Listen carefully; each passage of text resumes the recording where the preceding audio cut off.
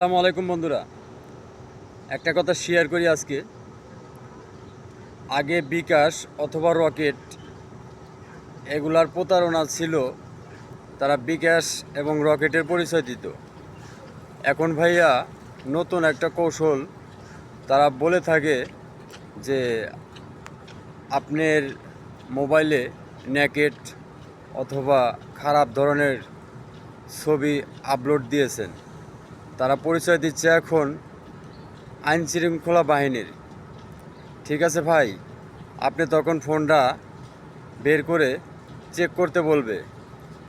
হয়তোবা কোনো দিন খারাপ ছবি ছাড়ছেন, আপনার মনে পড়ছে না, তাই আপনি ভয়ে আবার ফোনটা চেক করে তাদেরকে বলছেন না ভাই, কিন্তু তারা আবার আপনাকে বলবে আপনি ভালো করে চেক করেন, নইলে কিন্তু আপনি মামলা খেয়ে যাবেন। ঠিক আছে, তারপরে আপনার 4 সংখ্যা 5 সংখ্যা এরকম একটা নোটিফিকেশন চলে আসবে আপনার ফোনে।